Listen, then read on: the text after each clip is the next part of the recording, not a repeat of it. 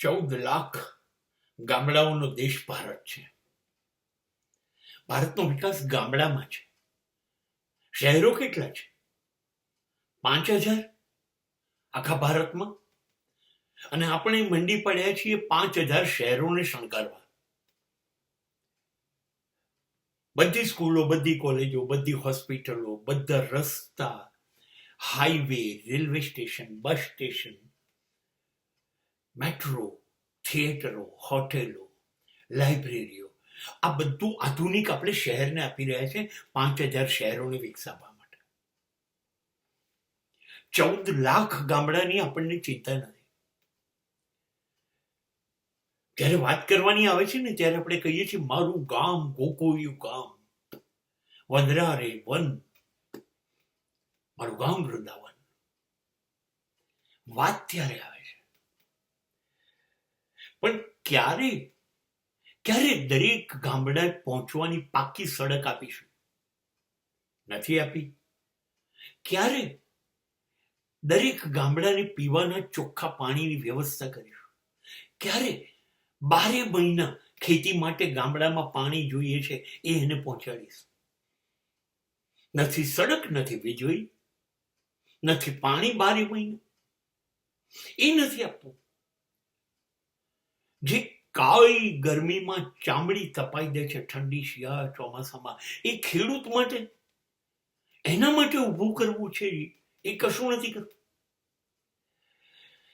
એ ગામડાને railway આપીએ, એ ગામડાઓને godown આપીએ, એ ગામડાઓને બજાર આપીએ, એ નથી આપવું.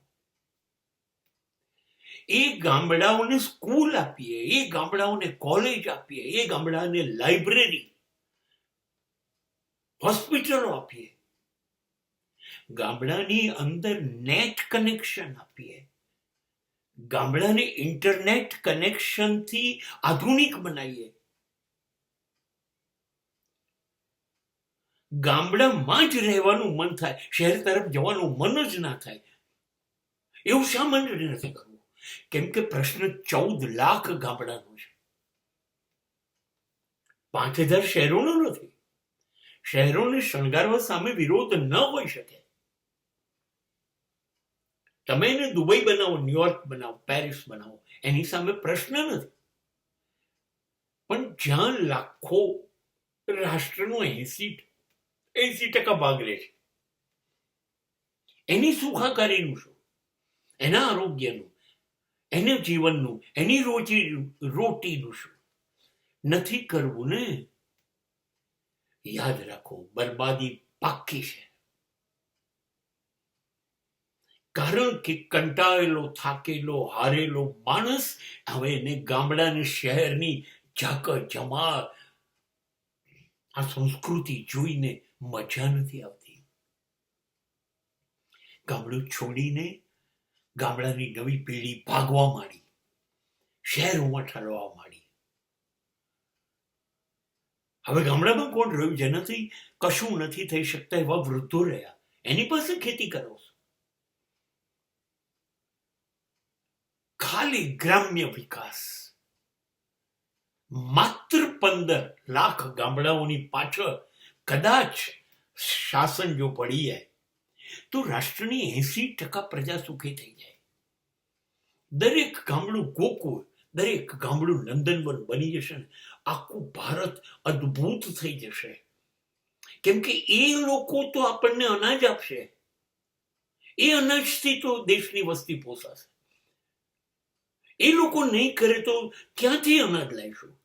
શહેરની વસ્તી પોસાશે કેવી રીતે? અને બધા ઉદ્યોગો માટે જે જરૂરી રો મટીરિયલ, કાચો માલ જોઈએ છે એ તો ગામડું આપે છે. અને વી ડોન્ટ બોધર. ગામડાનો સત્યનાશ આપણે વાળતા આવ્યા છે 75 વર્ષથી. હજી આપણે બદલાવું નથી. પ્રયત્ન કરી શકાય. આ દેશનો એક સળગતો પ્રશ્ન છે.